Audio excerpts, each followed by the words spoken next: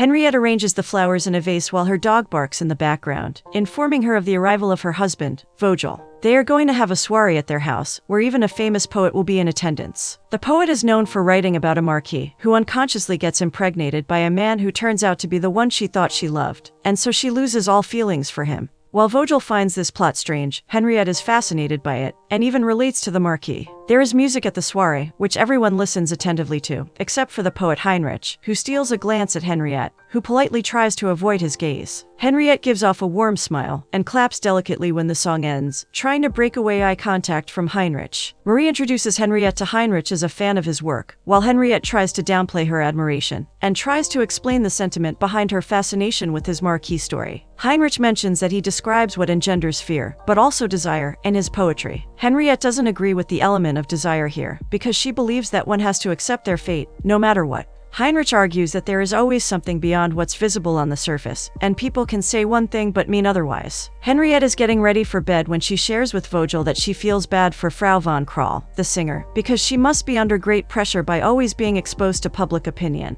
Even though people admire her, they can also despise her for the slightest mistake, because they can be very cruel at times. Vogel points out that she is self-made, while Henriette brings up how she hasn't achieved anything in life except taking care of Vogel and their daughter Pauline, but that's enough to keep her happy. Vogel asks for her opinion on Heinrich, who seemed to like her, and she answers that he has a melancholic disposition and made her very depressed. Heinrich is having dinner with his confidante and cousin Marie, and opens up about how every pleasant thing pains him, and others might see this as an illness, but he expects her to empathize, because she holds a different perspective of the world. He has become extremely sensitive to even the slightest injustices, which is why his soul is in constant suffering. Marie suggests to him a spiritual doctor who cured someone of blindness by shock, but Heinrich is sure that he can't be helped. He can't stop thinking about the end of and requests Marie to join him in a suicide pact. He can use pistols to shoot her and then himself, and this will make him very happy. While Marie holds Heinrich close to her heart, she won't give up her life for him. Heinrich has different views. He believes that if she truly loves him, nothing should be more important to her than this love, not even her life. Marie ignores his drastic notions and poses for their family photo.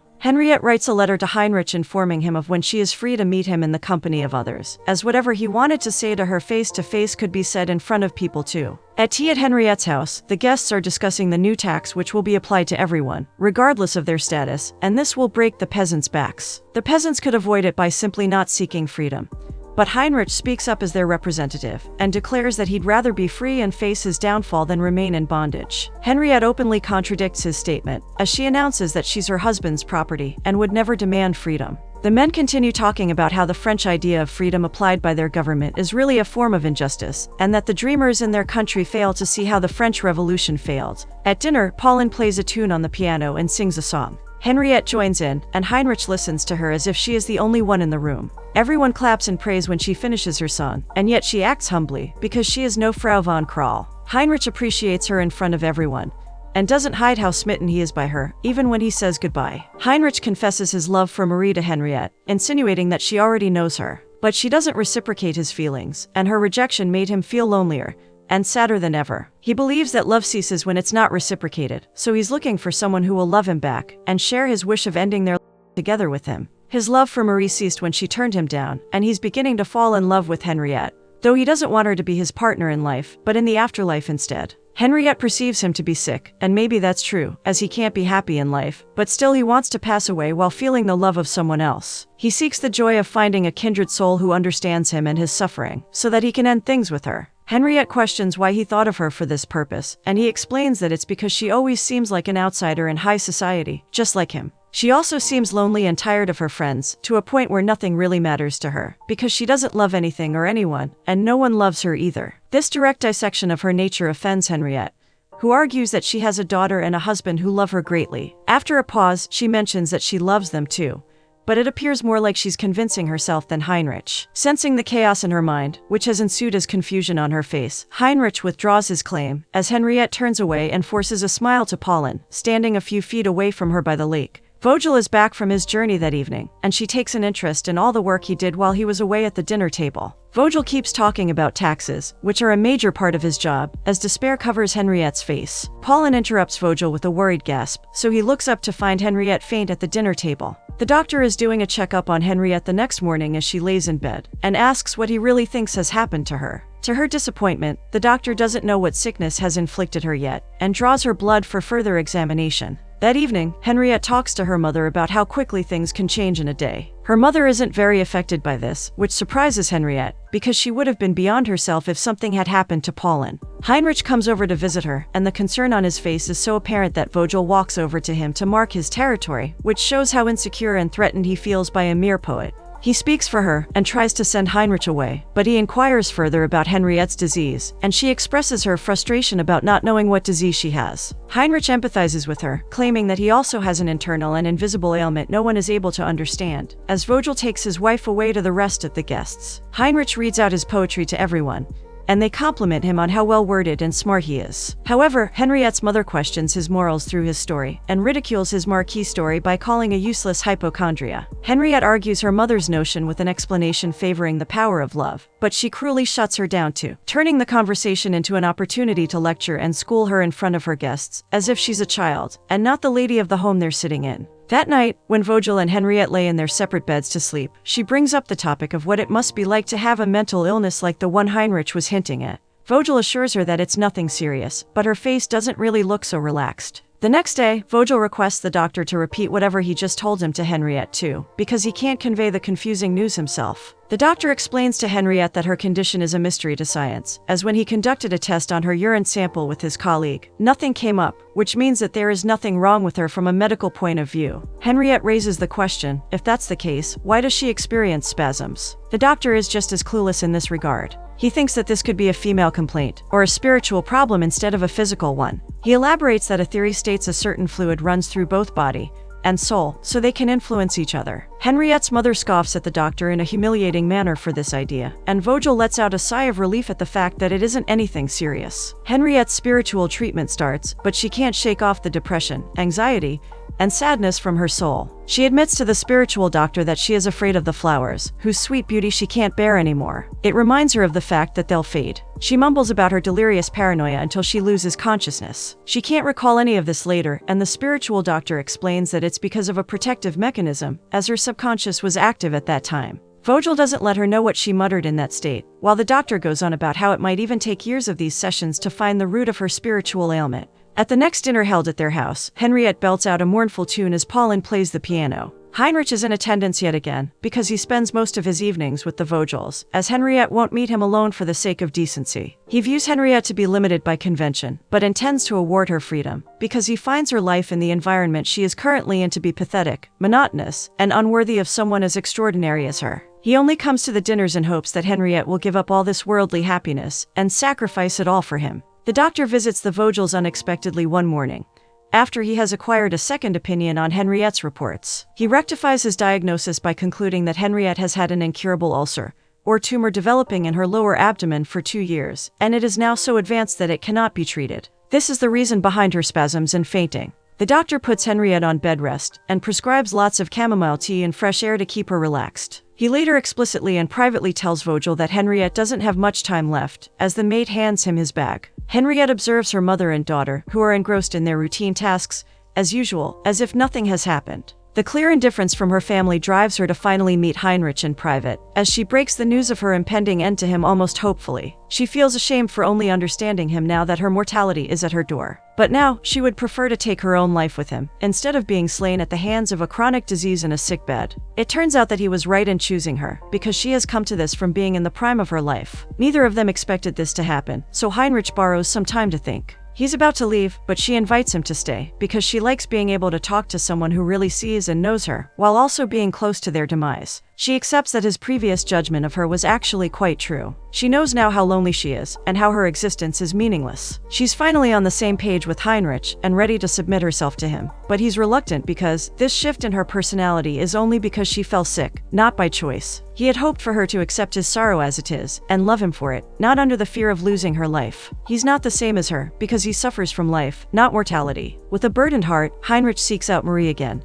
but she is out of town. So he resorts to talking to her old and vile aunt instead, who is thinking of firing her valet out of frustration of being obliged to pay taxes as part of the aristocracy. Heinrich opens up about how he has lost all funding from the queen since her untimely passing, as well as his sister, who doesn't have faith in his talent anymore. He also learns that Marie is engaged to a Parisian Frenchman now, which dampens his spirits even more, as this window is totally closed for Heinrich now. Henriette notifies her husband that she'll head to the country tomorrow, as they're having breakfast. She plans to stay overnight, and won't be alone, but her husband continues to be understanding. She later inquires of her maid whether she fancies a valuable cup from Henriette's china collection, and generously gifts it to her maid. Then Henriette proceeds to write a letter to Vogel, expressing her gratitude for their peaceful marriage, and seeking forgiveness for any mistakes she may have made, knowingly or unknowingly. She leaves the letter for her husband on his study table, underneath all his unopened mail, for him to find it later. As she's getting ready to leave, Pauline protests that she was advised by the doctor to rest. Henriette teaches her an important lesson about life, and holds Pauline in her warm motherly embrace. Henriette has a dim smile, as she looks across to Heinrich sitting in her carriage with his belongings. When they finally find a place to stay, Heinrich informs the manager that they will only be spending one night there. Henriette displays her happiness at the fact that they found each other, because connections like these are often rare. She sits down beside him and points out how wonderful it is that they can experience true love now.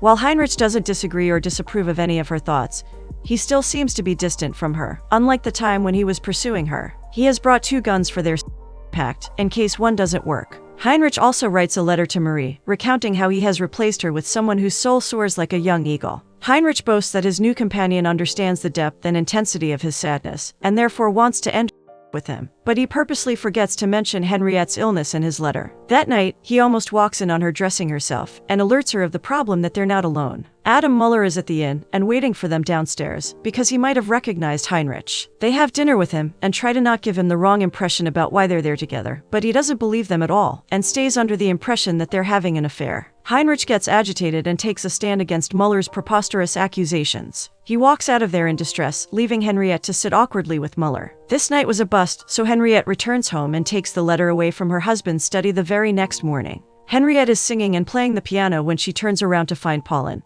curious about whether they'll go to Freienwalde again next summer. Henriette isn't so sure, but doesn't take hope away from her naive daughter, who clings onto her needs. Henriette later goes over their finances with Vogel, who gives her a substantial allowance, because she was thrifty while also being benevolent.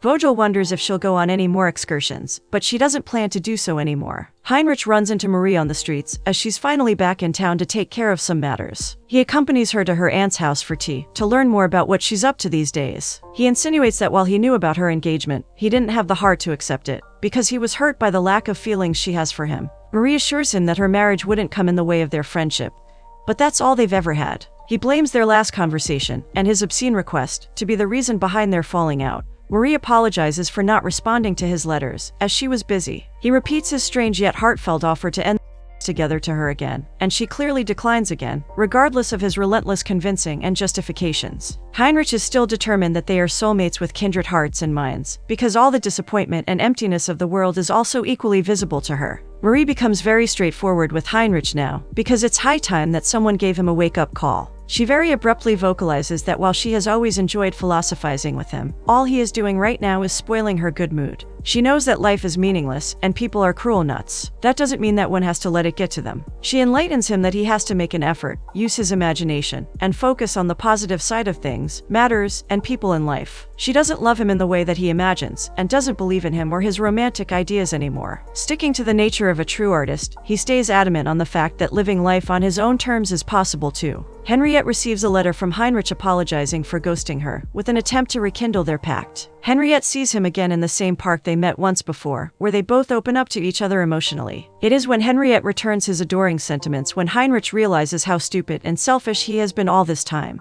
He had remained in mistrust, instead of feeling lucky to have Henriette. She nervously smiles as he inches closer to her, and takes her hand in his. They finally decide to be immortal together. The maid helps take off Vogel's shoes, who enters his bedroom to find Henriette sitting in the dark alone. He brings a lantern to her, and discloses that a French doctor wants to examine her in person, because he is sure that Henriette only has a nervous disorder, not a deadly disease. Vogel wants to keep looking for a solution and explore this opportunity, but Henriette comes up with one excuse after another to not pursue this prospect, because she's scared of getting false hope. Vogel recognizes the loyalty she's always shown him, and wants to return the favor by doing everything in his power to save her. Henriette attends a ball with Vogel, where a young gentleman asks her to dance when the waltz starts. Heinrich is also waltzing with another young lady, and they dance together for a while when it's time to switch partners. Vogel watches them from the sidelines, as they seem to be elevated from the rest of the world while dancing together. That night, Vogel and Henriette start a discussion where the topic of Henriette being with Heinrich comes up, and Vogel goes as far as saying that if she chooses to be with Heinrich after all, Vogel will respect her choice. Even though it would be hard on Pauline, children adapt fast, and Vogel would be willing to let her go.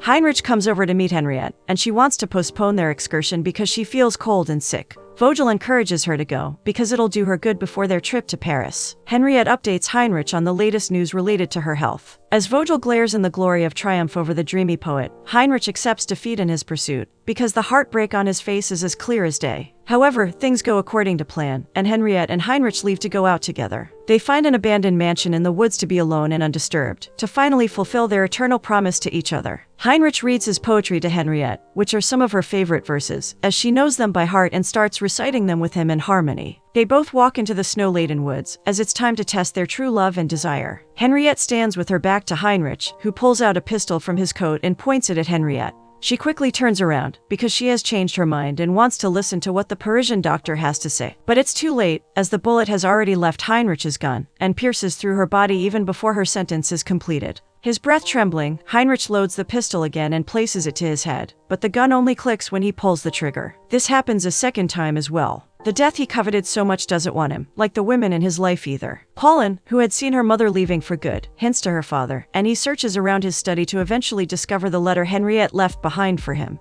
Vogel reads its contents as Pauline sits down with him, somewhat aware of the tragedy that has struck them. Two policemen pay Vogel a visit after a while, to bring the news of Henriette's murder and describe the whereabouts of this incident to Vogel, so that he can start preparing for his wife's final rituals. Vogel walks grimly to the location and sees Henriette's cold body lying among the snow, surrounded by barren trees, a scene as grim as her heart had been since her diagnosis. But this time, she is not alone. Lying beside her body is Heinrich's corpse too, who made true to his promise after all, and put an end to his constant yearning and misery. Vogel stares blankly into the stagnant gray lake, which was in full bloom when Henriette and Heinrich first promenaded there. The same people who used to attend soirees with Henriette as their hostess have visited yet again to pay their respects, and have the same topics of conversation as before. All they can still talk about are the taxes, and how the peasants are dealing with them, and it is still as painfully boring as the time when Henriette first fainted listening to it. Henriette's mother also sits at the table with the same stoic and stern expression on her face. The doctor who steps in seems to be the most shaken person at this unusual wake, as he reveals that it has been deduced from the final autopsy that Henriette's body was free of ulcers and tumors, and so all she really had was a nervous disorder after all. Henriette's mother and Vogel exchange horrified looks, while Pauline revokes her mother's spirit by singing just like she used to, seeking comfort in the fact that love meant more than life to her.